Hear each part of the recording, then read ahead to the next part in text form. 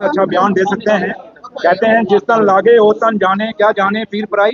तो केजरीवाल साहब ने ये पूरा केस भुगता है और उन्होंने लड़ा है, फाइट किया है, और आज अगर उनको ऑनरेबल कोर्ट ने बरी किया है, क्योंकि हिंदुस्तान की जुडिशरी पे हर आदमी को मान है, और हिंदुस्तान की जुडिशरी पे और हिंदुस्तान के आइन पे लोगों को एक भरोसा है। और आज जब केजरीवाल साहब आए हैं, बाहर निकले हैं, तो ये एक सच्चाई की जीत है। और केजरीवाल साहब ने जो हमेशा कहा कि भाई मेरे पे जो इल्जाम लगे हैं वो सही नहीं है, तो आज वो चीज साबित हुई है। तो ऑनरेबल कोर्ट ने और हमारी जुडिशरी ने, ऑनरेबल जजेस ने जो फैसला दिया है, काफी सोच समझ के दिया है, और मैं हिंदुस्तान की जुडिशरी को मुबारकबाद देता हूं और केजरीवाल साहब को भी मुबारकबाद देता हूं।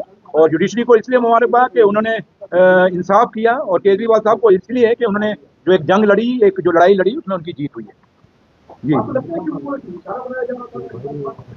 अब इस पे मैं नहीं कुछ कह सकता। इस पे तो सबसे बड़ा बयान अगर कोई दे सकता है तो वो केजरीवाल साहब दे सकते हैं, लेकिन मैं सिर्फ इतना ही कह सकता हूं कि हमें अपनी जुडिशरी पे मान है, और हमारी हिंदुस्तान की जुडिशरी का देश और दुनिया में एक नाम है।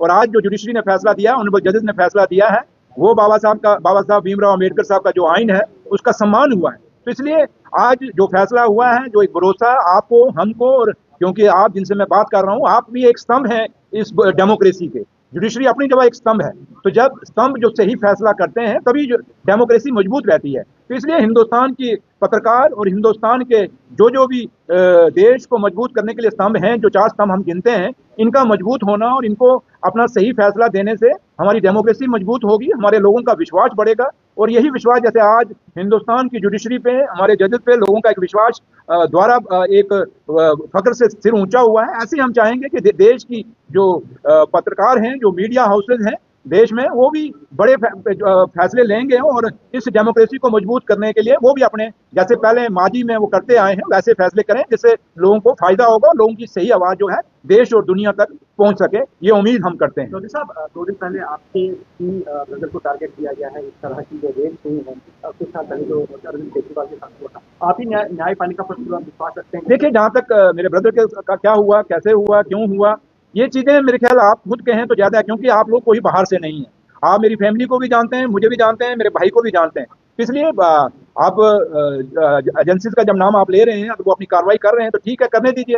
आप, हम उनको फ्री हैंड दे रहे हैं, करें वो। लेकिन है कि उम्मीद यही करेंगे कि हम मेरे भाई के साथ इंसाफ होगा और पिक एंड चूज नहीं होगा, ये उम्मीद मैं रखूंगा, और इंसाफ की हमेशा मांग करूंगा। और इसलिए आज मैं ज्यादा कुछ नहीं कहूंगा, बाकी एजेंसीज अपना काम करें। अगर हमने गलत किया है तो हम भुगतेंगे, नहीं गलत किया है तो हमें अपने जुडिशरी पे पूरा भरोसा है और पूरा एक गौरव है। जैसे आज दिल्ली का जो फैसला आया, आप देख लीजिए, आपके सामने है।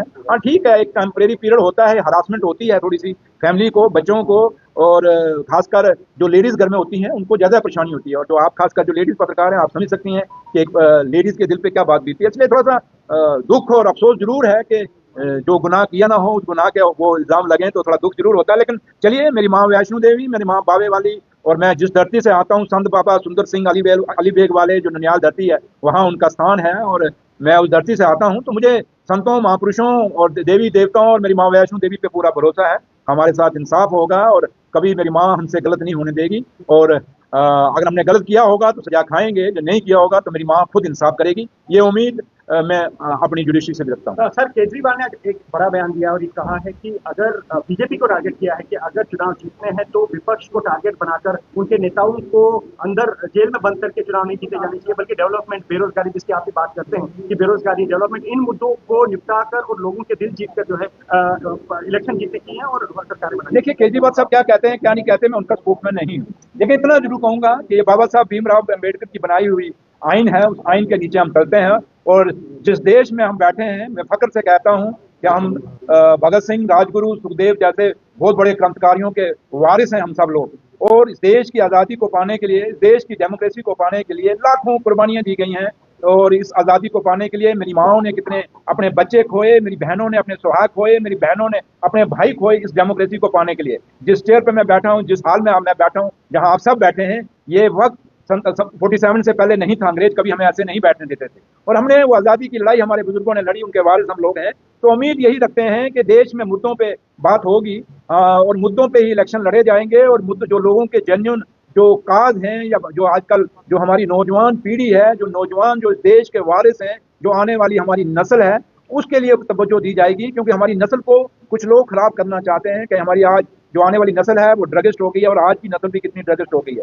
और बेरोजगारी बहुत बड़ा मुद्दा जो है आज देश में और खासकर जम्मू कश्मीर में खड़ा है हमारे सामने। इसलिए आज नौजवानों को उनके ग्रीवेंसेस को एड्रेस करने का हमें हमें कोशिश करनी पड़ेगी, चाहे वो जम्मू कश्मीर की सरकार है, चाहे वो दिल्ली की सरकार है। इसलिए हमारी हमारी सोच, हमारे विचार लोगों के मुद्दों के ऊपर होने चाहिए, ना कि हम एक दूसरे के ऊपर इल्जाम लगाएं, इल्जाम लगा के उनको बदनाम करने की कोशिश करें। मुझे लगता है कि किसी भी पॉलिटिकल पार्टी को, और ये बात मुझ पे भी कहीं ना कहीं लगती है, इसलिए हम सबको मिलकर आज के जो पॉलिटिशियन हैं हमें मिलकर बात रखनी चाहिए। और बात रखनी ये चाहिए कि जिस मुद्दों के लिए लोगों ने हमें चुन के भेजा है उन मुद्दों के लिए काम करें, ना कि हम अपने अपने एक दूसरे के स्कोर सेटल करने की कोशिश करें। तो लिहाजा आपकी बात सही है कि आज देश में मुद्दों पे बात करने की जरूरत है, और पॉलिटिकल पार्टियों को मुद्दों पे बात रख के इलेक्शन लड़ने की जरूरत है, ना कि हम एक दूसरे पे इल्जाम लगा के कहीं ना कहीं एक दूसरे को बदनाम करके काम करें। ऐसा नहीं होना चाहिए।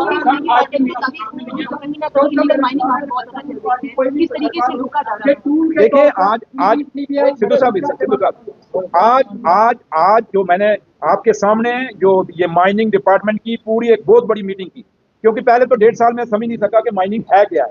रोज मेरे पे इल्जाम लगाते थे, आप लोग भी मेरे से गिले शिकवे करते थे कि इलीगल माइनिंग हो रही है, लेकिन सच्चाई ये थी कि मुझे पता नहीं था। आज 1.5 साल बाद मुझे पता चला कि माइनिंग डिपार्टमेंट खाली माइनिंग डिपार्टमेंट नहीं है, बल्कि इसमें जो हमारे डिस्ट्रिक्ट के डीसीज हैं, वो जो डिस्ट्रिक्ट की टास्क फोर्स है माइनिंग की, उसके वो चेयरमैन हैं, एसएसपी जो डिस्ट्रिक्ट के हैं वो वहाँ मेंबर हैं, डीएमओ उसका मेंबर है, और जो माइनिंग डिपार्टमेंट जो प्रोग्राम बनाता है, जो पॉलिसीज बनाता है, इसको इम्प्लीमेंट करने के लिए वो आगे हमारे वहाँ खड़े हैं। तो लिहाजा आज जब मैंने मीटिंग ली, आपने देखा होगा जम्मू के जम्मू के जो डिस्ट्रिक्ट के डीसी साहब का, क्योंकि डीसी साहब छुट्टी पे थे, उनका रैप यहाँ पर एडिशनल डीसी साहब आए थे, एसएसपी साहब के रैप आए थे, और पूरे डिस्ट्रिक्टों के डीसी, काफी सारे डीसी जुड़े थे, जहाँ उनके रैप जुड़े थे, एसएसपी जुड़े थे, पूरे जम्मू कश्मीर यूटी के, और जहाँ एसएसपी उनके रैप जुड़े थे। आज एक बात क्लियर कर दी हमने कहा कि इलीगल माइनिंग नहीं होगी। जैसे मैं कल गया था खुंदवाल में, मैंने देखा कि वहाँ एक कंपनी है कोई शिवालय, उसने पूरा तभी को ही डाइवर्ट कर दिया, और आज खुंदवाल और जो आपका शेर कश्मीर एग्रीकल्चर यूनिवर्सिटी चट्ठा, जो वहाँ आपका वो पूरा पानी आया था, बरसात में फ्लड आया था, उसका कारण जो था बांध वहीं से टूटा था खुंदवाल से। और उस खुंदवाल का बांध टूटने का कारण सबसे बड़ा ये था कि वो शिवालय जो कंपनी थी उसने पूरी तवी को डाइवर्ट स्टार्ट कर दिया था, और बांध टूटने से आज हालत ये जो मैं कल देख के आया हूँ बेलीचराना और खुंदवाल के अंदर, कि अगर उसको ना रोका गया तो ये पूरा खुंदवाल, ये चट्ठा पिंड, ये चट्ठा फार्म, ये नीचे के जितने भी हैं बलोल तक इलाके हैं, सारे तबाह हो जाएंगे। तो इसलिए इस माइनिंग को रोकने की जरूरत है, और आज मैंने बिल्कुल क्लियर डायरेक्शन दे दिया है कि विदाउट पर्ची क्रैशर से कोई गाड़ी नहीं निकलेगी।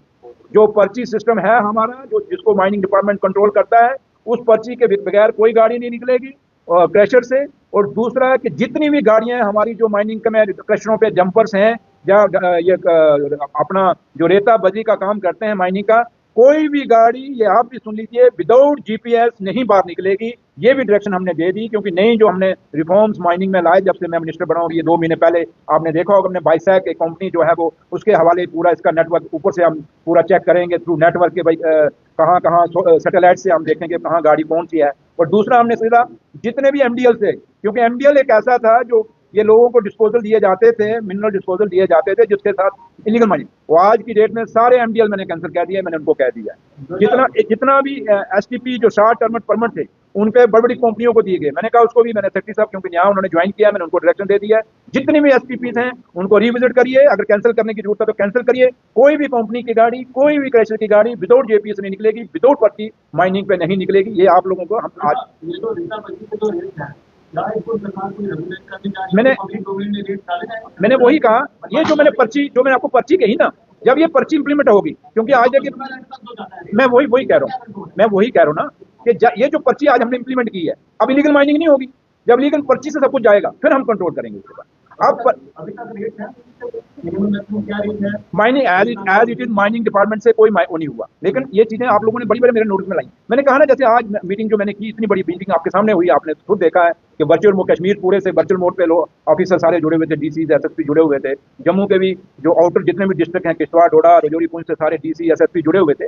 आज बड़ी क्लियर कट एक मीटिंग हुई है, और क्योंकि मैंने कहा कि 1.5 साल मुझे भी समझने में लगा, अब मेरे सेक्रेटरी साहब नए आ गए, क्योंकि चलो अभी पुराने सेक्रेटरी थे उनको पता था, लेकिन अब इनको समझने में टाइम लग रही, मुझे समझ है मैं करेंगे इसमें, हाँ यस क्यों नहीं करेंगे, लेकिन इसमें आप लोगों की सपोर्ट की जरूरत है। आप लोग भी, आप मीडिया के जो लोग हैं, सजेशंस मुझे दीजिए, इन राइटिंग दीजिए, ठीक है, यहाँ आप मुझे क्वेश्चन पूछ देंगे, बट उससे नहीं, आप इसमें कैसे। और आज मैंने एक और डायरेक्शन भी अपने सेक्रेटरी को दी है माइनिंग को, कि हम देखें कि बेस्ट माइनिंग पॉलिसी कौन सी है। कुछ ऐसे उत्तराखंड के लोग कहते हैं कुछ वहाँ की बेस्ट पॉलिसी है, कुछ कहते हैं हिमाचल की माइनिंग पॉलिसी बेस्ट है। अगर वहाँ की बेस्ट हुई और मुझे यहाँ की माइनिंग पॉलिसी अगर बदलनी पड़ी तो हम उसके बदलने के लिए भी मैंने आज अपने सेक्रेटरी साहब को डायरेक्शन दे दी है। इसलिए मैं आप पत्रकार जो हैं, मैं आपसे भी रिक्वेस्ट करूंगा कि इस पॉलिसी में चेंज, आप थोड़ा सा माइनिंग पॉलिसी आपके ये उस पर है, नेट पे है, आप इसको पढ़ लीजिए। अगर आप कोई समझते हैं, या आपको कोई आइडिया है, जो सीनियर जर्नलिस्ट हैं या नए जर्नलिस्ट हैं, अगर आप समझते हैं कि कुछ चीजें ऐड करने की जरूरत है या कुछ डिलीट करने की जरूरत है, आप भी दे सकते हैं, ये भी आपके लिए। और नई पॉलिसी जब आएगी मैं पब्लिक डोमेन में भी छोड़ूंगा। बट इतना मैं आपको अश्योर करता हूँ कि नई पॉलिसी भी हम लाएंगे, इसको चेंज करने के लिए, जहां जहां खामियां हैं इस इलीगल माइनिंग को रोकने के लिए, वो भी दूर करेंगे। और जो आपने बात कही कि भाई ये रेट जो है आम लोगों को, जो कस्टमर है उसको सस्ते रेट पे जैसे 2019 से पहले मिलता था, ये बाद में महंगा हुआ जब ये नई पॉलिसी आई, तो उस पर भी हम कंसिडर करेंगे। लेकिन मैं इतना जरूर कहूंगा, इतना जल्दी नहीं हो पाएगा, बट आपके सजेशन की जरूरत है और थोड़ा सा हमें टाइम दीजिए। काफी चीजें हम अब सुधार रहे हैं, जैसे आई पर्ची का मैंने कह दिया आपको कि विदाउट पर्ची आप भी कभी अगर निकलते हैं तो गाड़ियों को पूछ लीजिए पर्ची है। और मैंने ये भी कहा कि एक पर्ची पे चार फेरे, पांच फेरे नहीं लगेंगे, एक पर्ची पे एक ही फेरा लगेगा। ये सारी चीजें आज बड़ी एक घंटा मीटिंग चली है, मैंने सारी डायरेक्शन दे दी है। लेकिन मैं फिर भी आखिर में आप सबसे यही कहूंगा कि आप लोग भी हमें सपोर्ट करिए।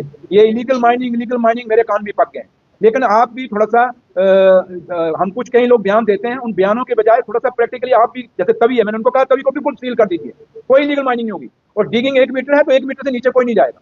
ये सारी चीजें मैंने आज कही। पिछले कुछ दिन पहले ना बड़ी अच्छी बात है दिख रही है, उनका कोई कंट्रोल ही नहीं है, सरकार का कोई कंट्रोल हमारी नहीं है उसको। नहीं, देखिए सुरेंद्र जी, एक चीज मैंने कहा ना आपको, सरकार बने अभी 1.25 साल हुआ है, हमें इस माइनिंग को देखिए, एक बड़ा एक बिखरा हुआ सिस्टम था मेरे हाथ जब ये चढ़ा है। और जब हम बिगड़ा हुआ सिस्टम जब हमारे हाथ में चढ़ा है तो उसको सुधारने में टाइम तो लगेगा। लेकिन मैंने कहा ना कि हम, या तो हमने बिगाड़ा है या हमने पॉलिसी बनाई है। ना पॉलिसी हमारी उमर अब्दुल्ला सरकार ने बनाई, ना हमने ये माइनिंग का माहौल बिगाड़ा, ये हमें माजी से मिला है। और एक चीज बिगड़े हुए निजाम, घर में अगर कोई चीज बिगड़ जाए जनाब, उसको भी तो टाइम लगता है सुधारने में। इसलिए मुझे हमें टाइम दीजिए। लेकिन मैं इतना जरूर कहता हूँ कि एज ए माइनिंग मिनिस्टर मैं आप सबको अश्योर करता हूँ कि इलीगल माइनिंग रोक दूंगा।